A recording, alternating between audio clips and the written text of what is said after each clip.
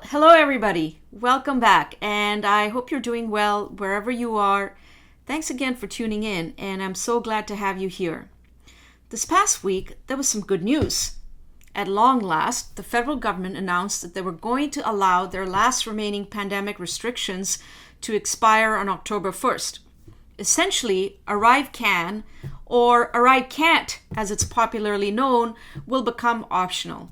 In addition to this, testing and quarantine requirements for those entering Canada, as well as mask mandates on planes and trains, will no longer be in place. So it seems like finally we're getting closer to joining the rest of the world in hopefully putting the pandemic behind us. Canada, as you know, something that I've been pointing out for months now, has been an extreme outlier in terms of how long stringent restrictions have been maintained in the face of a retreating pandemic. Today, I'm pleased to welcome back Shaun, Rickard, and Karl Harrison. You might recall, Shaun and Karl are two British-born entrepreneurs, Canadians, who brought a civil lawsuit against the federal government's vaccine mandate for travel. You might also recall that last month, based on the cross-examination of key government witnesses by their attorney Sam Presvelos, I broke the story for Barry Wise's Common Sense platform that the Trudeau government's vaccine mandate for travel had no scientific rationale. Now, after the federal government suspended the vaccine mandates both for travel and for the civil service on June 16th, the Attorney General filed a mootness motion. Basically, the government's position is that now that these mandates have been suspended, the lawsuit challenging them is no longer relevant. It is now moot and therefore should be dismissed. On September 21st, the Federal Court of Canada, under Judge Jocelyn Gagné, began hearing submissions for Presvelos and lawyers representing the Attorney General, which I attended via Zoom. We're still awaiting a decision from the judge on whether she thinks the case is moot or not. If it's not, then the case gets its day in court. Now, here's why I think the case deserves its day in court. It's not just for Shaun and Karl, but for the millions of Canadians whose lives were drastically affected by the vaccine mandates, and for those of us who cherish our constitutionally guaranteed individual rights and liberties. The case also has wider implications and significance when it comes to things like public scrutiny and accountability. Now, if the federal court were to side with the government and basically agreeing that the case is moot because the mandates have now been suspended or lifted, it would effectively legitimize this practice of restricting our constitutionally protected rights and freedoms so long as the restrictions are removed before the courts have a chance to hold the government to account. As a matter of fact, let's not forget that the Trudeau government used a version of this tactic already. Remember the Emergencies Act, in which they invoked to get rid of the protesters from the Freedom Convoy protest this past February? Well, the government withdrew it just before it came up for a debate in the Senate. Now, none of this is good for a society that's governed by the rule of law. So, to talk about the mootness hearing and where we go from here, please welcome Shaun and Karl to the show. Shaun and Karl, welcome back to my show. It's great to have you here. So let me begin with this question. Can either of you give me a brief summary of what happened in court on September 21 with the mootness hearing? Go ahead, Karl. Thanks, Shaun. Yes, we can.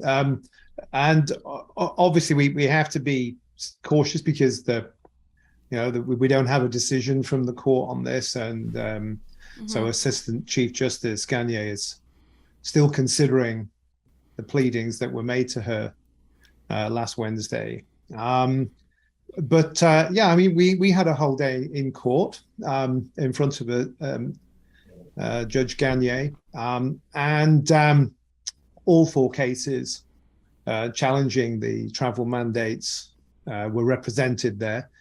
So ourselves, represented by our lawyer Sam Presvelos, and the Brian Peckford group, represented by Keith Wilson and Ava from JCCF, and Maxime Bernier was there as well in person with his attorney Sambachand and then Nabil Ben Noum from Quebec, who's representing himself, and all four parties made representations. And obviously the government made pleadings as well, explaining why they thought that the issue was now moot. And obviously all the four cases are strongly opposing that. And we set out very clearly, I think, why the issues are not moot, not least because the government continues to make it very clear that they could bring all or some of the measures back at any time. And we have to wait now and see whether Judge Gagné is willing to grant the government its wishes and dismiss the cases. We obviously hope not. And if she decides that one or more of the cases should go forward, then they'll go forward on the 31st of October for 5 days in the same court and also in front of ACJ Gagné. And we'll hopefully get that opportunity to present our case in full, and that would also give the government a chance to explain itself, I think, to Canadians more widely as to how we arrived at this point. So that's, I think, a fair summary where we are. We don't know when we'll get a decision from Judge Gagné. That it could be, in days, or she could take a few weeks. She's reserved judgment, of course. It's a complicated motion, and it has substantial implications. Right, and we'll get to the implications a little later on. Shaun, do you want to jump in and add anything to what Karl said? Yeah, I mean, we're kind of hanging here right now, waiting for this decision, and we totally understand why it would take. We've heard rumors it could be anywhere from 10 to 14 days to receive a judgment. It may go longer, as Karl said, but at the end of the day, there's a lot of evidence that she has to sort through, a lot of things to consider. I think my impression was when we were in court was that she did sit up and take notice. I don't think it was she was dismissive in any way, and I think she was fair. And I think I'm confident. I really am in the fact that it's. I've got this crazy analogy that some people might jump on me for, but it's almost like you've been abusing somebody. You go to court and it's like, well, I'm not doing it anymore, and I'm probably not going to do it again, so it's kind of moot now. But I mean, that's kind of where we feel we are right now. We've been fighting this case for close to a year. I mean, I started this whole initiative back in October of 2022, and the amount of time, money, effort, blood, sweat, tears, everything that's gone into this. And also not to forget, very important, what we uncovered during the cross-examination process of this whole proceedings, that needs to be heard in a court. I don't think this is something that can be just sort of shrugged off or swept under the rug. This needs to go the full duration, right to the end. They need to let us get to that finish line, and at least let a judge decide whether constitutional rights were violated, whether other violations were involved here with regard to the claims of the science, and then the science not being there when they implemented the mandate. So just to cut myself off there, it's very important. And we're hoping, and we have our fingers and toes crossed that we'll get to a final hearing here. So, Shaun and Karl, I mean, I wonder how much of the government dropping the last remaining measures on travel this past Monday had to do with your case.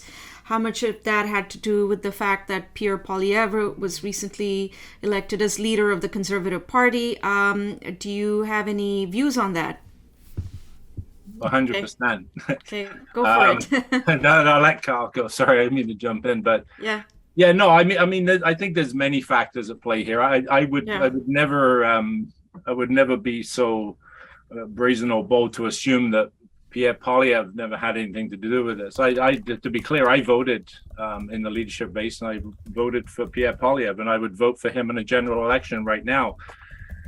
I don't think that anybody should be claiming full responsibility for these mandates. I think our lawsuits, which again have been going on for almost a year in the court, and not just ours, the other three as well, the Peckford case, the Bernier, and the Bills case, have all we've made the government sit up and take notice. There's things that have been revealed in these cases that they probably don't want the public to know about, which will get into the mainstream media not covering this in this story for the last year in a moment. But I think we definitely had some, we're responsible in some way for these mandates being lifted. I don't see how it couldn't. And the fact that the government are so adamant about our case never being heard. I mean, they've been throwing these motions at us since the beginning. If you remember, right back at the start, they filed a motion to have Karl and I's, just for the viewers who are catching up, to have our affidavits stricken from the record. They didn't want a judge to read our affidavits. Why? And now we're at a point where they, conveniently suspend the mandates.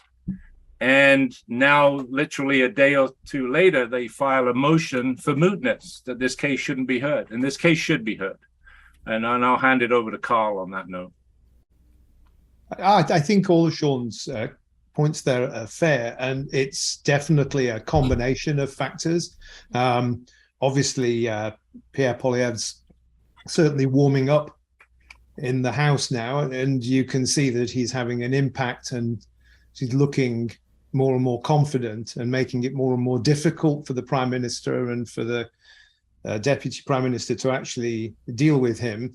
So there obviously is going to be a government concern, and there's lots, and there are 2 or 3 polls in recent days are all showing the Liberal Party sliding behind the Conservative Party. I mean, perhaps as people move back to the Conservative Party from the People's Party from the 2021 election. I don't really know, but there are certainly some polls that are indicating that 7 or 8 point differences emerging, and that's going to cause a problem for the Liberals. I'm sure that in the Prime Minister's office, there's lots of people hard at work trying to figure out what to do next.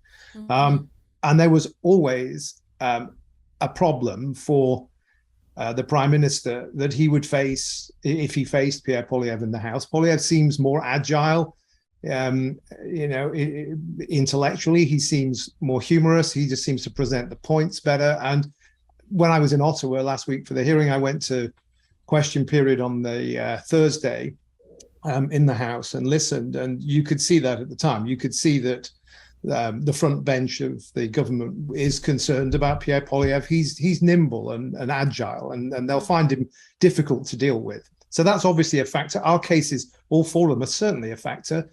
And another factor is just the overwhelming energy of millions of Canadians, whether vaccinated or unvaccinated or not, who just think this is wrong and have poured their heart and soul into their keyboards and have delivered the Prime Minister a harsh blow through various hashtags on Twitter, for example, such as Trudeau must go, and so on and so forth. And some of those people were very grateful for actually coming to the hearing in Ottawa last week. We actually had some supporters who were there, and those are exactly the people. Those people are, very much also responsible for forcing the government to reconsider its position. Yeah, I was going to ask you how many people showed up to the hearing, and either in person or via Zoom. Was there a good turnout, generally speaking? Yeah, I mean, obviously it's a long journey to Ottawa for a lot of people, so it was local people, and certainly, maybe 30 to 50 people arrived at the courthouse, and that was great to see. And they spoke to us and the other applicants, and some of them watched the whole proceedings for the whole day inside the court entrance, where they were, the court set that up so that people could watch it there. And I think there were approaching 5,000 people watching it online. And this is very, very important because it shows that there's intense public interest in the case. And you'll remember that when you wrote your piece for Barry Weiss's Common Sense, and that was picked up by media all over the world, that the federal court went to a very unusual step, one that I understand they've never done before, going to social media, Twitter in particular, to send out a link to the documents so that members of the public and Canadians generally could actually see what you were talking about, what you were speaking of. And so obviously the court's very, very well aware, and we'll know that Justice Gagne is very aware that there is public interest. Yeah, I was really taken aback when the Federal Court of Canada tweeted saying that given the extraordinary interest in this case, we're making this link available to members of the public. And I was told by many people that this has never happened before. It was very, very unusual. Back to the hearing, Shaun and Karl, I was struck by something that the counsel for the Attorney General was saying, and it was something that was repeated several times during the course of the proceedings. When Robert Drummond, I believe he's counsel for the Attorney General, he argued, and I quote him, "I think it's fair to say that there is no evidence that such travel measures are returning. The statements made by the ministers are political statements and press releases, not legal statements." When I heard this, my reaction was one of amazement. I couldn't believe that we were being told to ignore statements by politicians because they have no legal force. What was your reaction? Was it similar? Did any of this make sense to you? It was the same. We had the exact same reaction. It's just incredible that it's almost like they were throwing these ministers under the bus because, I mean, these were the individuals that were responsible for bringing these mandates in and putting them in place. Again, we got to remember, and we can maybe get into this in a bit. This didn't go through a legislative process. This was like an executive order signed off by a minister. So when these ministers who bring in these mandates then go on television and make these announcements that they're literally going to be, initially preventing people who are not vaccinated from getting a plane, a train, or a ship, and then, subsequently in June, then saying that they're going to temporarily suspend the mandates and make it very clear in their announcements that they'll bring them back at any time if they see fit. And then for the Attorney General's counsel to say, "Oh, well, don't listen to them." You can't take that, verbatim. That's just them talking. That's just a minister talking. It's not legal. It's just astonishing. Absolutely astonishing. Yeah. I mean, I think our lawyer Sam Prazelos commented on that, and rightly so, pointing out that we live in a democracy where the words that mean something don't have to come out of the mouth of a lawyer. Yeah. I did. And I think that resonated with the judge. It's quite extraordinary that the Attorney General would suggest that the Canadian people should ignore a formal public statement from the mouths of 3 government ministers. And it's more extraordinary that another cabinet member would suggest that the court and Canadians should indeed do that. Yeah, I liked what Sam Prazelos had to say. Sam unfortunately couldn't join us on the podcast, but this is what he said. He said, my friend, referring to the Attorney General, would like this court to believe that media statements don't matter. They're not legal statements. I'm not sure what type of democracy we exist in if we cannot trust the truthfulness of statements being made by government ministers. And that's a great point. What kind of democracy is this if we cannot trust the statements made by government ministers, right? Well, or in the case you have an attorney general essentially Mhm. telling you to Ignore them. ignore them and dismiss Yeah. it. Don't Yeah. worry about that. Yeah. Yeah. Sorry, Carl. Yeah. Um, yeah. Sorry, Carl. Go ahead. yeah, I mean, I think what's interesting that we've seen recently in the last few days Hmm. is as the government's moved to close or try to turn the page on its remaining measures at the border. We've seen other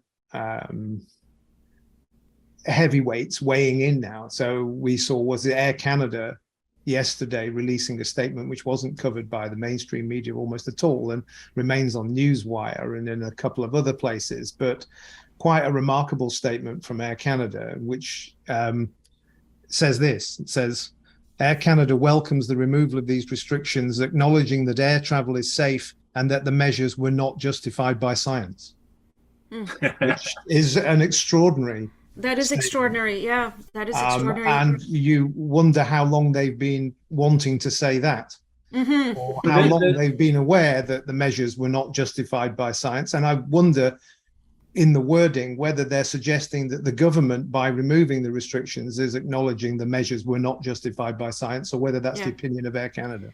But it's kind of ironic that they were one of the most heavy-handed enforcers of said Exactly. They usually did that if government ministers were on the same flight. I've noticed that every time there was a government minister on a flight to Ottawa, they would repeat 3 or 4 times that you had to keep your mask on, but the compliance just kept, it wasn't really that they weren't enforcing it. At least the last couple of months that I've been flying, there's been hardly any compliance, except when you fly to Ottawa.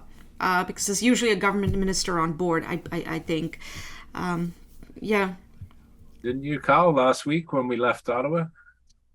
Yeah, no, I flew out of Ottawa, and it was certainly at the airport, and certainly and on the flight it was fairly rigid enforcement, but that all seems set to, or they certainly seem set to not renew that at the end of the week. Yeah. I heard from some people who tuned into the Zoom hearing that the government almost seemed kind of heartless in defending its case. Did it come across that way to you at all? They're I gotta watch what I say here. Yeah. I think these lawyers are a special kind of people, and they've kind of expressed that.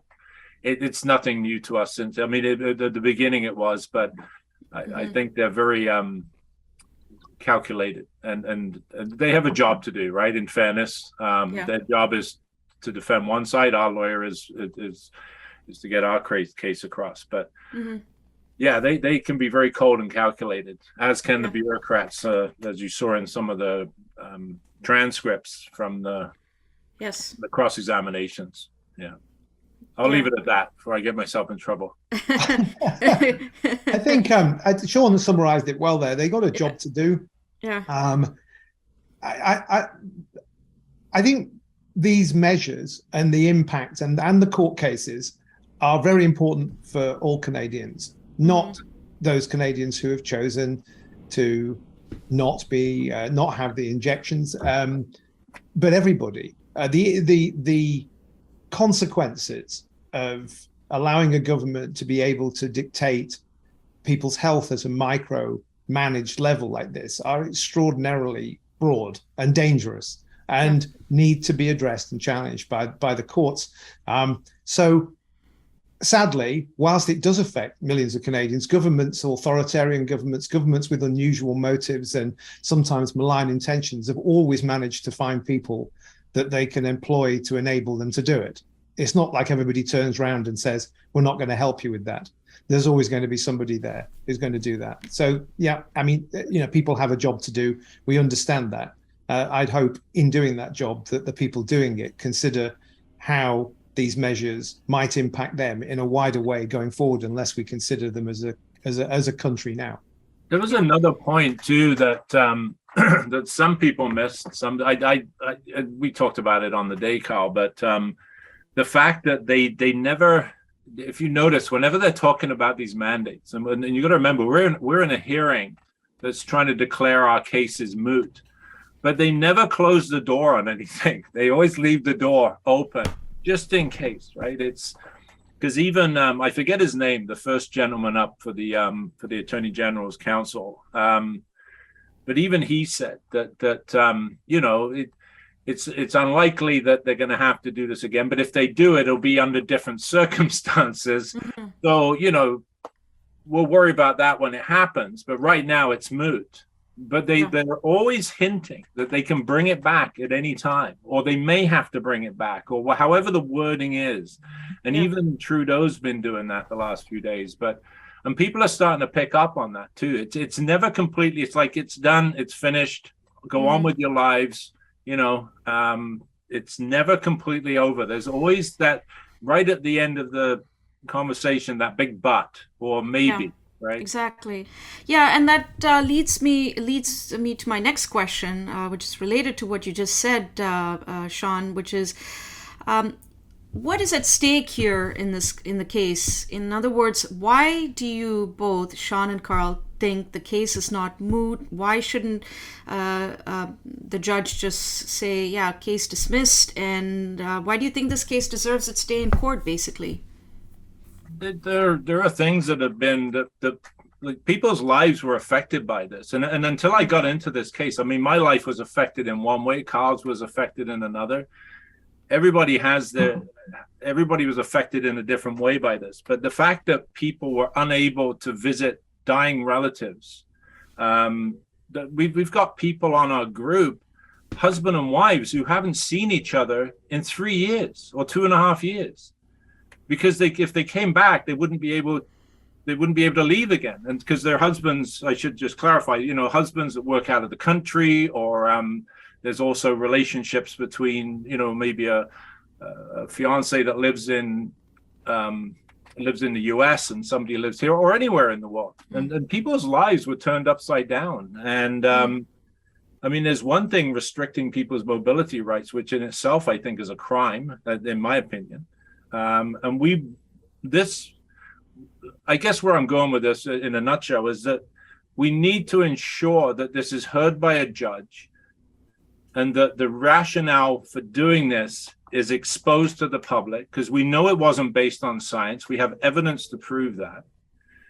And we need to make sure this never, ever happens again in the way that it did.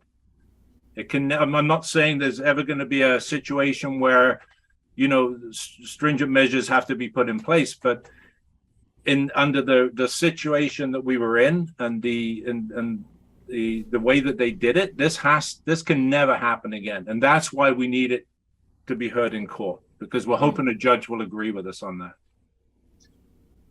Yeah, I mean, there are, Shaun articulates that well, and there are some general reasons why it should be heard. The Canadians have a right to, I think, have full public scrutiny of health measures. This isn't a matter of national security. It doesn't have that sensitivity to it. It might be sensitive to the Prime Minister's office, or it might be sensitive to the Minister's office.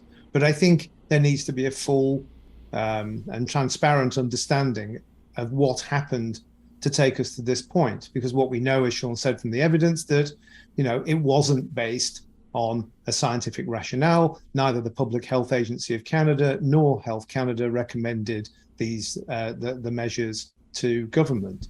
They were taken within government. Now, there's a I can't remember what it is, but there's a Winston Churchill quote which talks about how you should never allow the state apparatus to get into the hands of experts. And clearly, Justin Trudeau, to some extent, agrees with him on that when it suits him. You know, so expert opinion's important when he needs it, and it's not when he doesn't. But there are some specifics as well that need to be considered. And Sam Prasvelis has argued this in our case, that it shouldn't be an issue for Canadians to have to sacrifice one charter right for another. You know, can I travel, or can I maintain my right to decide what goes into my body? Do I have to make a choice between my job and what goes into my body. None of these things are correct or appropriate, even in perhaps the most extreme circumstances.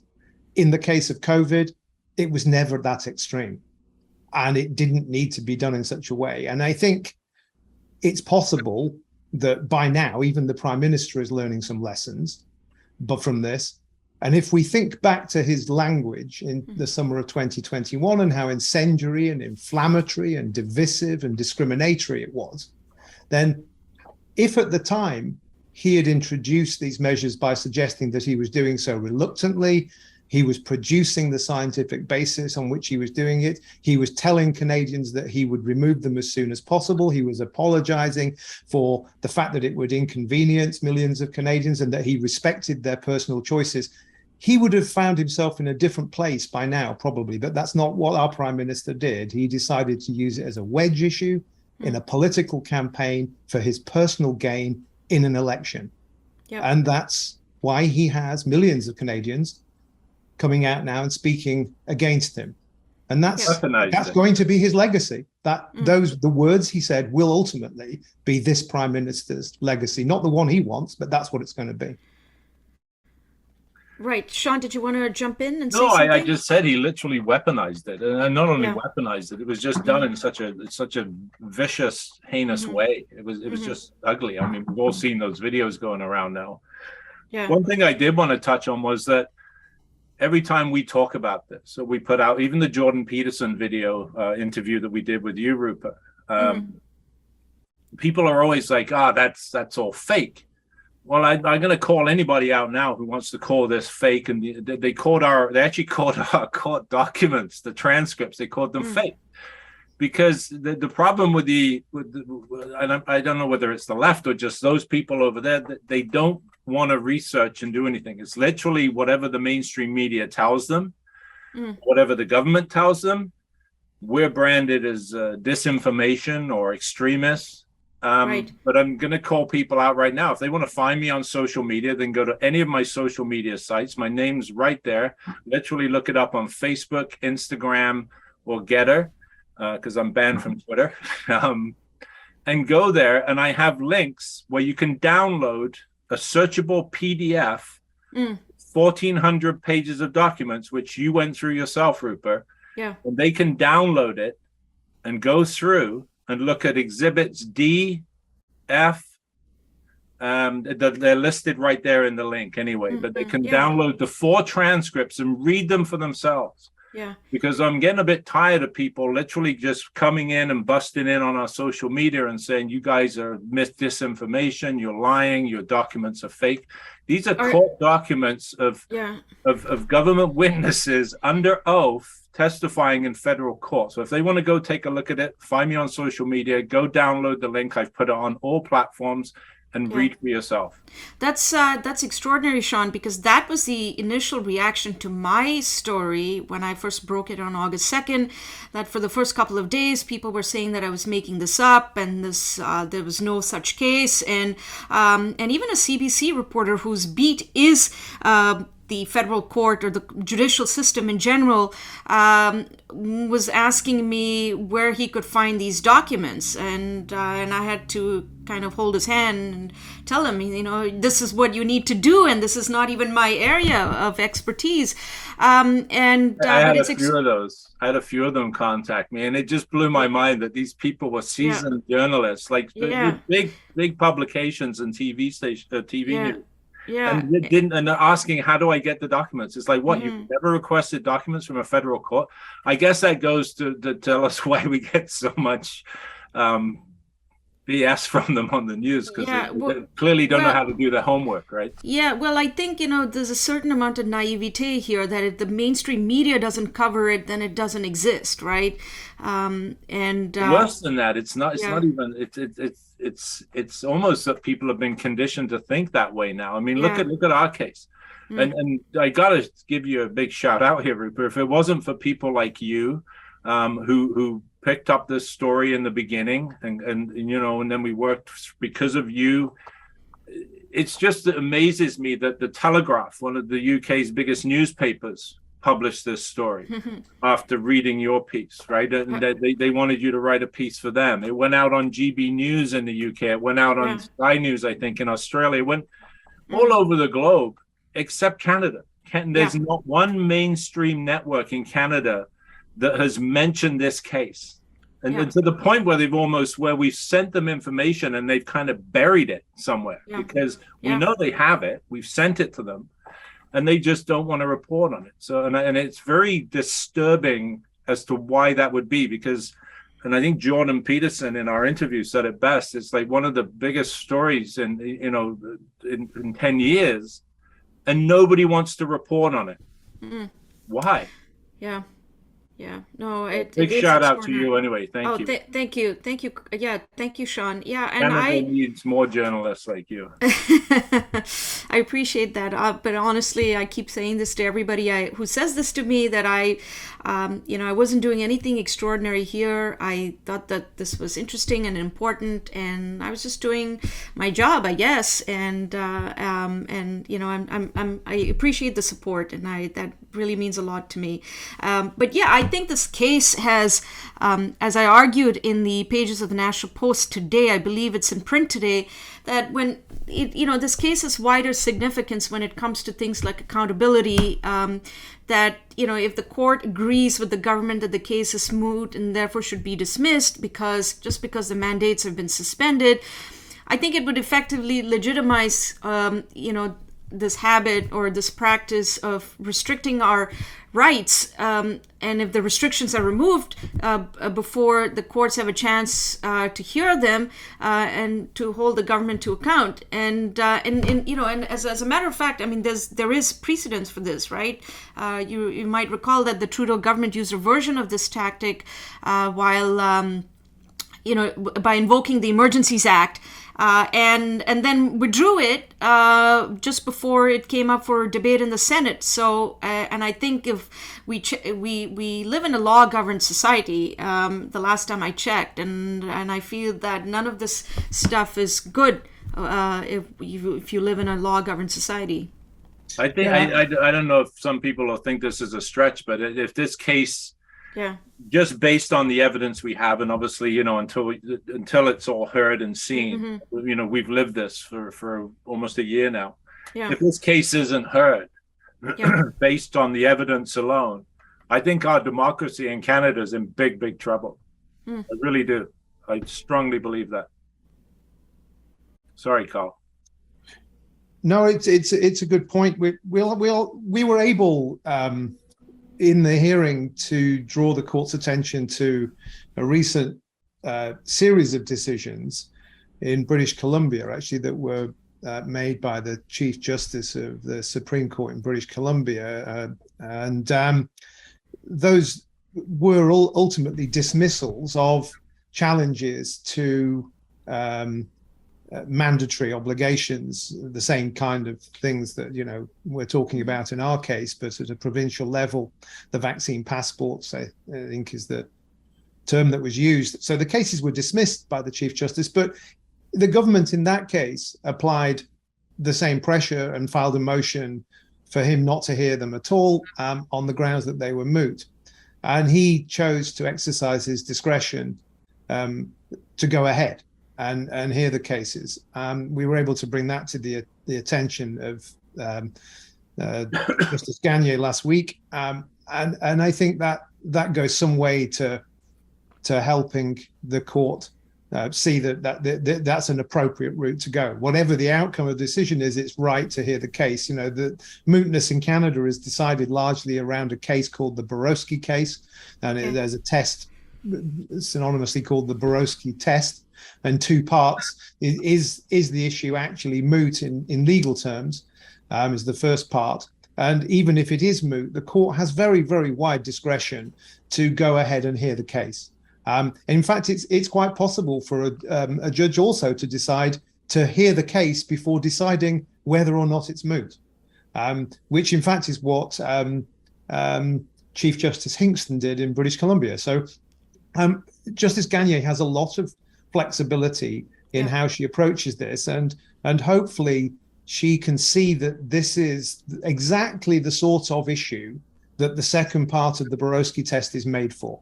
This is where that discretion really counts. And hopefully that's certainly an option that's open to her, and hopefully, she may consider that. And there was pleadings were all put to her in court, and very experienced justice who will no doubt think about it very carefully and come to a very considered decision. Yeah. What are you looking for in terms of from the public, for example, so that this case is heard in court? Well, we've been running a give, send, go up until now. It's still up and running. To raise funds. Obviously, the cost of these cases, for many members of the public, they have no idea. They're very expensive. We're going to be moving that all over. Just as a heads up to everybody. Actually, I'll give people the dates if that's okay for the hearing. So if we're successful in our motion, if the judge rules in our favor on the mootness motion, then we'll be heading to a final 5-day hearing in Ottawa on October 31st, and that'll run until November 4th. So either way, if we're unsuccessful, we're very likely going to be appealing this, which is going to be another cost in itself and another process. Every time you kind of leave the tracks and go off and deal with a different issue, then obviously there's costs associated with that. So what Karl's been working on for the last few months, he set up it's a charitable foundation. It's called the Institute for Freedom and Justice. Mm-hmm. And so we're going to be transitioning everything over to that. And the reason being is we don't like relying on platforms like Give, Send, Go. They've been amazing to us, don't get me wrong. But if anything ever were to happen, we don't have any control over that, which is why we've also been accepting e-transfers, which are all listed on the Give, Send, Go page, and also even mail-in options. Some people have been mailing us checks and even cash. So there's those options. We're going to be transitioning everything over, including the e-transfer option, where everything will be going to the Institute for Freedom and Justice. Sorry, Karl, I keep forgetting the name. And what that allows us to do then also is to issue tax receipts, because we've had some pretty large donations come in. And even on the smaller donations, people can claim, I think correct me if I'm wrong, Karl, it's up to about 40% back on any donations, right? Depends on their rate of tax, yes, yeah. But they'll be able to offset it against their own tax. So if you're donating, or, we have people that donate every month, then we're going to be transitioning that over, and that's probably going to happen in the next week or so. Just so people know. But in the meantime, they can go to Give, Send, Go, and they can continue to donate there. And it's the Canadian Freedom Litigation Fund. Mm-hmm. Give, Send, Go, Canadian Freedom Litigation Fund. Okay, Karl, do you want to weigh in?